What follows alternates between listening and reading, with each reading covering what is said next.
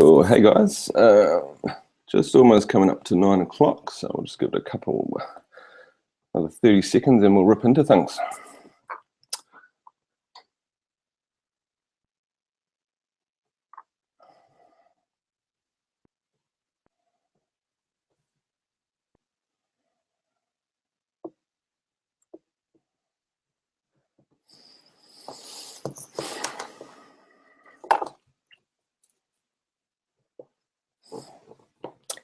Cool, so welcome. So my name is Hayden, and first off, just I'd like to apologise for anyone who tried to jump on last week and couldn't get into the broadcast. Not quite sure what was happening there, but we're up and running. So I'm coming to you today with a subject called Mind Your Language, and it's a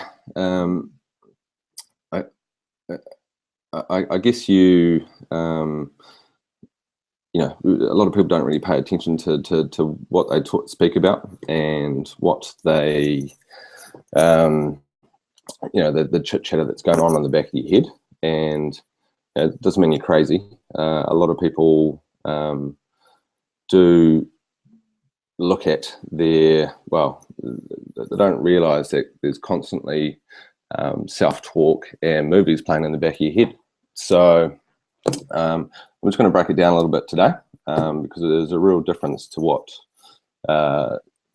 you know, successful people, you know, what's running through their head and the language that they use compared to people that might be maybe struggling. So I guess to start off, you know, I am a real estate agent, and we come up against rejection on a daily basis. You know, it's inevitable. If you want to, you know, if you want to get the business, you need to begin in front of people, and you generally have to go through quite a few no's to get to the yeses. But we're a bit of a machine in our area, so we certainly get probably a lot more yeses than no's. Dealing with buyers, you know, it's you know, only one person can buy a house. So, you know, you get a lot of people saying no, that they don't want to, and that's cool. We can never convince someone to buy a house, but you know, you start to develop a really thick skin and handle those rejections and not take it personally. And that's quite often what the new person struggles with, is being able to you know, overcome that and keep a positive mindset while they're still learning the ropes and trying to make money. So let's get into the topic anyway. So what do successful people do? And, you know, I touched on it before. It's about the language that they use and the movies that they have playing in their head. And it does take a little bit of time to work in and ingrain this into your subconscious.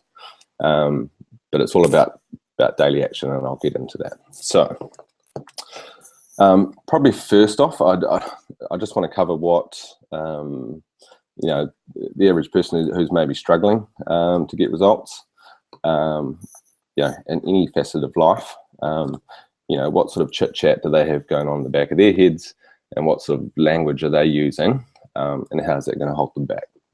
So typically I guess the dialogue that they're using is, you know, there's three main words that I encourage people to try cut out of their vocab completely, and that's don't, not, and no. Because what those particular words do is create a really, you know, whatever you put those into a sentence or whatever comes after that word is a, you know, it's basically a negative connotation. So it's very difficult to structure language using those words that is positive, and it, you know, it leads to a lot of self-doubt. And the funny thing about the mind is, you know, as you generate thoughts, they basically create further thoughts based on your current thinking. So if you're using negative words and you know, have those negative replays going through your head, then it's just going to spur off more and more and more, and it becomes a bit of a snowball effect. So the subconscious mind and the conscious mind, they they basically work in pictures. So it's very difficult just to think of a word and not actually see a picture of the word. And that's just how our brains work, where we are quite visual creatures, and all of that information coming in gets replayed in our heads as motion, you know, as a movie. Some are long, some are short, but they're playing all the time. And you know, even when the conscious mind is asleep, the subconscious is going non-stop. Okay, so constantly just have these movies playing in the back of our heads, and you know, most people aren't aware of them, or they are. Certainly doesn't mean you're crazy. You know, it's going on in everyone's mind. So if I just give you a bit of an example, I want you to think of just a simple statement: don't slam the door. So when you say don't slam the door, what was the first image that popped into your head? Now, I'll bet money on it. It was probably a door slamming. And that's, you know, when I said before, don't not know, the mind doesn't pick up on the don't part. All it visualizes is a slamming door. And that's the movie that gets reproduced in your mind. So the funny thing about the human brain, and particularly the subconscious, it can't differentiate between what's real and what's not real. So these movies playing in the back of your head are perceived to the conscious mind, the subconscious mind, as being real. So if those movies in the background are consistently negative, then that's what your subconscious is taking in, all that negativity, and it thinks it's real. So it starts to pick up on, you know, situations and you know, certain conversations that kind of feed into that. And again, you know, it's just like a snowball effect. So it's filtering out the don't, and all it's seeing is the actual negative statement. So, you know, how can we sort of turn that around? So I'll get you just to think of another phrase and just see what sort of image pops into your head immediately. So the first one, I guess, would be, please close the door quietly. So it's the same as saying don't slam the door, but it's put it into a positive context without using the words don't, not, or no. Please close the door quietly. And again, I'd probably bet money on it that you visualize someone just closing the door nice and quietly. And this is particularly important if you've got kids. Kids don't, their brain just doesn't absorb don't, not, no. You know, all that they see is, you know, don't slam the door. All they can see is the door slamming. So their subconscious is basically egging them on, you know, to slam the big red button. And you know, you can make real traction in your children's behavior just by changing the language that you use to communicate with them. Now, why does this all matter? So, and I touched it on before, is, you know, the subconscious and the conscious mind, they just can't differentiate between what is real and what is make-believe. So those movies that are constantly playing in your head are directly influencing your results and your success. Now, generally, your current thought patterns are a product of, you know, your way of thinking and your upbringing, and they're generally instilled in you from quite an early age, quite a young age. And I'm just going to run through a few different statements, and I just want you to you know, see if they're familiar for you. So, you know, I certainly didn't have a bad childhood, but you know, a lot of these are common phrases that people use, and you know, they've just been passed down through generations, and they have a real effect on what your success is. So, the first one, you're not good enough. You can't do that. Don't take risks. I like this one. It's funny. Money does not grow on trees, and you'll fail. So, you know, those sorts of statements, you know, if you're repeatedly told those as a child growing up or going through school, they get embedded in your subconscious, and unless you can replace what's going on back there, that's your movie. That's what's playing over and over and over again, and that's what's driving your current results that you're getting at the moment. Now, in New Zealand, we do have a little bit of a tall poppy syndrome. So, no one likes to stick their neck out. No one likes to speak up. You can be standing in the queue, someone pushes in, everyone just kind of murmurs, and nobody does anything. And I guess the Kiwi way, we're quite a humble sort of people, and we tend to let things slide. But a lot of it is, it's probably from our past history. But we tend to just put our heads down and go to work, and not put ourselves up on a pedestal as such. And it does hold back a lot of people, and that cycle just continues. So if you're using that same language with your kids, exactly the same results. Exactly the same movies are going to be playing in the back of their heads as they're growing up, and it's got to hold them back. So all these types of negative language effectively make you play small because you're thinking small. And it's very hard to make a difference if you are thinking small, because you generally just contain your own little world. You have people that you care about, but you're not really operating at your full potential. You're not living in an expansive way that is enlightening and empowering everyone that you sort of come into contact with. So now we sort of look at what the language that successful people use. And it's funny in real estate because people think that there's external influences like the economy, there's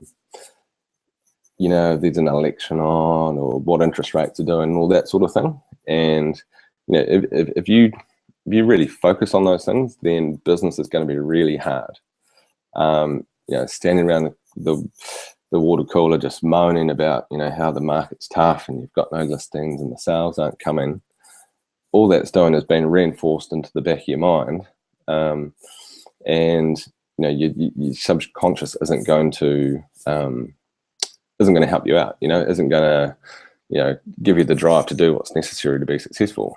Whereas if you just stay focused and positive and focused on the actions that you need to take, and obviously that work on that self-talk in the back of your head, then the results will flow, because you're not getting drawn into this these negative thought processes that basically just shut the whole of you down, and prevent you from really getting the results that you're after. So what language do successful people use? So they tend to create positive movies in their subconscious. So they generally have a vision, a set of goals, and the movies that are playing in the back of their head, and the words that are coming out of their mouth are all congruent with their vision and these goals that they're trying to achieve. So they can actually see them having achieved exactly what they're after. And the powerful thing about that is, as I said earlier, the subconscious and the conscious, the subconscious can't distinguish what's real or fake. So it sees itself, or you, running these movies of having achieved your goals and, having this grand vision. And it starts to almost work like magic to put things in place so that you can accelerate your journey there, basically. So if we kind of look at the language in detail, so having obviously constructive language without don't, not, and no. But I'll just give you an example, and it's from a book. I don't actually have it here. Rich Dad, Poor Dad by Robert Kiyosaki. Now, obviously a very intelligent man, huge real estate investor, and I guess he kind of played life like Monopoly, buy 4 houses, and then use the capital in those houses to buy a hotel and so on and so forth, keeping reinvesting your money until you can retire. Now, he had a rich dad and a poor dad who he took advice from, and his poor dad was his real dad, who was a university lecturer, and used to use that same language that I mentioned before, like money doesn't grow on trees. Negative language that because he didn't know any better. His idea of a good life was getting a secure job, working hard for 40, 50 years, and retiring on your pension at the end of it. And then he also had a rich dad, which was a friend of his father, who was a business owner, and he started to get advice and follow his friend's dad, because he was basically living the life that he wanted for himself. So I use an example in the book of when you're looking at something you want to buy. So maybe it's a new car, and his poor dad would say something like, well, I can't afford that. And so instantly the brain's just ticking over thinking, oh, it's just made a statement, I can't afford that. So it just creates the movie of just never being able to buy that car because you just can't afford it. Whereas his rich dad taught him to think, how can I afford it?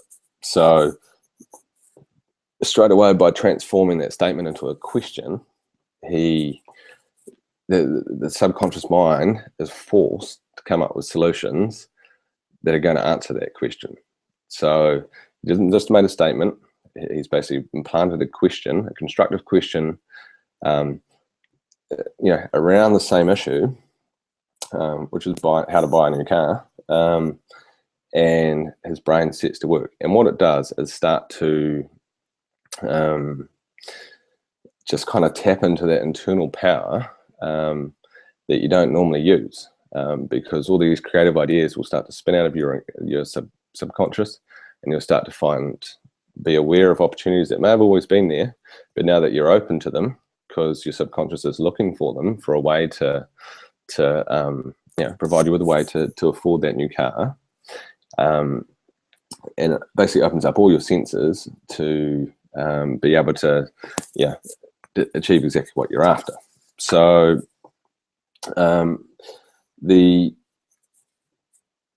it's one of the, I guess, a really simple trick just to begin to change that language is looking at stuff with a question. So removing that negative statement of don't not know and creating it with how can I such and such and such. And it's a little bit like like if we bought a new car almost a year ago actually, and it's funny because when you're not looking for a car, you don't really notice what's on the road. But we had a couple of I've got 3 kids, so we needed to buy a 7-seater just to fit them all in, and if they wanted a friend. So we were looking at like 4-drive SUV type 7-seaters, and I'd never really paid attention to them. And you just think, jump online, have a look around, find a few options, and then as soon as you put that into your subconscious, like, the Toyota Highlander is quite nice, all of a sudden your senses start to pick up on them. So all of a sudden I was driving down the motorway, and almost every second car were the different brands and models of cars that I was looking at. And it's not because all of a sudden I'd created these cars out of thin air. What was happening is my field of vision was all of a sudden opened up to receiving that that awareness of these particular car types. And it's probably a little bit like a pink car. How often do you see a pink car? But if you start to if you create a movie in your head of wanting to buy a pink car, you'll probably see a few more than maybe what you would have. But pink's probably not the best example because there probably aren't a lot of pink cars, but or like a DeLorean, there's just not that many on the road. But it's amazing what how much your senses can really be opened up just by posing a question and implanting a positive movie into your subconscious. So in terms of consistently replacing your dialogue, probably the first thing is to be minding what language is coming out of your mouth. And most people, there seems to be a little bit of a disconnect between what they're thinking and what actually comes out of their mouth. It's just a split second, and it's out. And again, using those words, do not know.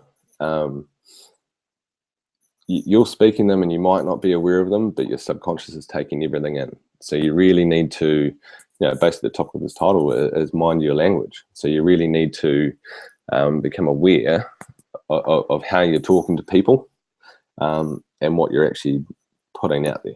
So if all you're talking about is struggle and, you're in debt and, all this sort of stuff, all that's just been reabsorbed by your subconscious and cementing itself in there. And as soon as you start to turn around your spoken language, then over time your subconscious will catch up with it.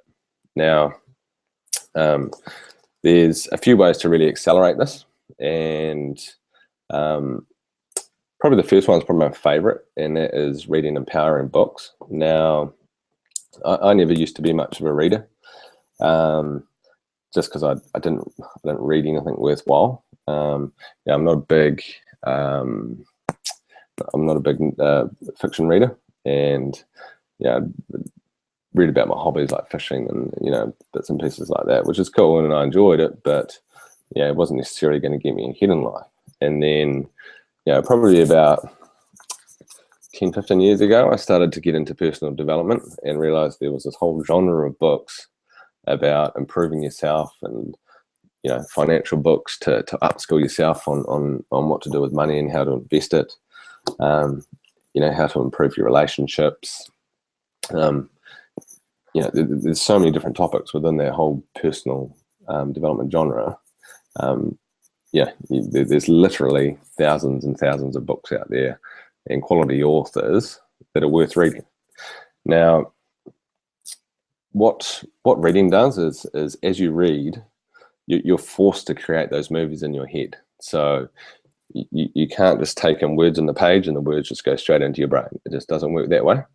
As you're reading through a book, you're creating a movie in your head, you're acting out the scenes in the book, and again, your brain doesn't know if it's real or it's fake. So if those books are, about improving relationships, then naturally your subconscious will start to then put that into play in real life, and create situations, scenarios, and actual moods within you that are conducive to building relationships. Now, just to give you a few examples, I just grabbed a few off the shelf. So this one's really cool. Think and Grow Rich by Napoleon Hill. So this is about probably over 100 years now. And all this sort of stuff has been around for a long time. It just hasn't been, it's only over probably the last 10-15 years that it's become popularized and really spread throughout the world. Who Moved My Cheese? Really cool one for dealing with change. It's a really awesome book. The Tools.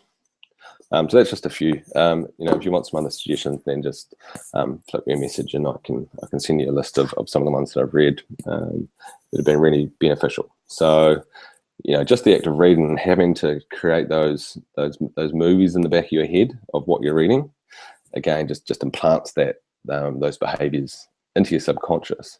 And the good thing about a book is, just half an hour a day every day, and that repetition will start to change that internal dialogue. The second is like using audio or visual, like watching movies or inspiring clips on YouTube, that sort of thing. I do this a lot because I do a lot of driving for my job, and I listen to a lot of audiobooks and just different audio catalogs that again are constantly just feeding positive learning and I listen to a whole range of different topics, but it's just constantly getting implanted into my head. So what would normally be a half an hour drive to work, be pretty mundane, listen to the radio. I'm feeding my brain with really constructive, supportive audio that helps to alter my, what's happening in my subconscious. And obviously people have, respond better to different stimuli. So some people are audio, some people are visual, and some people are readers, and that's the best way that they take in information. And it's going to be different for everyone. But those two techniques are vitally important on a daily basis if you really want to start to change your behavior and change your, what's going on in the back of your head. So the other thing that I like about audio is you can be doing other things. And even if you're not consciously aware of what you're listening to, your subconscious is taking everything in, processing it, making a movie out of it, and feeding you with that from within. And probably the last and one of the coolest ways to start to change that internal dialogue and the words that you speak is surrounding yourself with similar people. So, trying to shut out the negative people. Everyone's surrounded by them, and you can choose to listen to them or not. I've got good friends I grew up with that I'm not so close with now because we're on different paths. And I don't want to. I don't need to hear about everyone's little problems throughout the day. I mean, it's cool to lend an ear now and again, but those people that constantly pour it on you will do no good for your internal dialogue, because you'll start to internalize their struggles, which is not where we want to be. The other cool thing is, you get to have empowering conversations, and you get to do stuff like mastermind and share ideas. And in our internet marketing team, this is one of the things that we pride ourselves on, is that we're a nice, safe, supportive place that people can just tap into, no matter what's going on in their life, and who they're surrounded by at the moment. We're a nice, safe group that you can come into, bounce ideas off.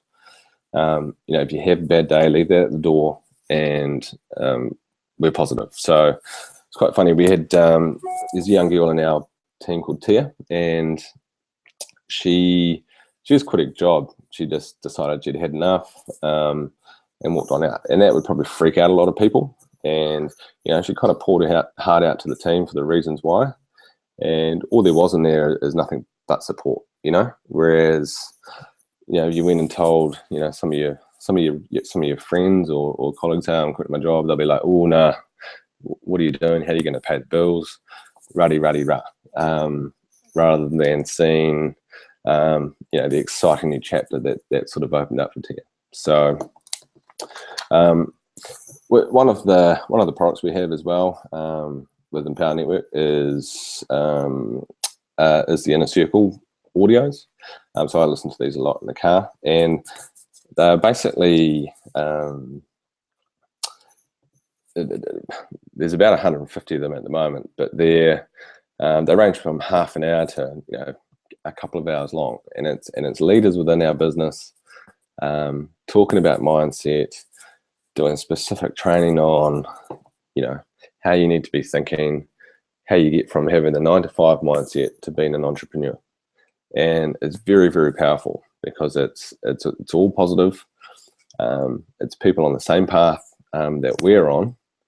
And again, it's one of our 8 core commitments is listen to them daily. So by having those daily habits of reading, of listening to audio, we're constantly reinforcing those positive behaviors, positive beliefs into our subconscious, and that starts to flow through into our results. So not just in our online businesses, but just in life in general. And you start to become a person that people want to be around, people want to feed off, and check out what you're doing. So probably my last piece of advice on just minding your language is to take advice from those people who are living the life that you'd like. you know, it's very easy to take advice from all angles, but if those people aren't where you want to be, then they don't have the knowledge that you're after. So you need to tap into people, and you can do this through books, you can do this through audios, but you choose what advice you take. And my advice to you, you don't have to take it, but that would be to choose wisely, and you know, follow those people that are making a difference, and they have that life that you want to step into. Because by stepping into their footsteps, following their journey, listen to how they did things, the way that they think, you'll become that person, and your subconscious will take in all that information and help you to transform to exactly where you want to be. Now, we're running out of time. What's the time? I do value everyone's time, so I'll just won't be too much longer. So basically, if you have any questions, and you know you've been sent this link by somebody else, then head on back to them and ask any questions, if it's on this particular Hangout or on how or on our actual business model. If I've invited you here and you have questions, then hit me up on Facebook. So you can see my Facebook address on the banner at the bottom of the screen there. So it's facebook.com/online.hayden.walker. So you can connect with me there, send me a message, and I'll get back to you as soon as I can. So I'm going to wrap up there. We've pretty much gone the full half an hour. So I hope you've enjoyed what I've had to sort of say about minding your language. And I want you over the next couple of days, next week, is just to really focus in on what is coming out of your mouth, what you're posting on Facebook. Sometimes I jump into my feed and all I see is people just spouting negativity, and just delete. I don't want to see that stuff. I don't need to be burdened by it. Sure, there's problems in the world, but they're not always your problems. So find me on there, send me a message, and we'll catch you on the next one. All right, so everyone take care.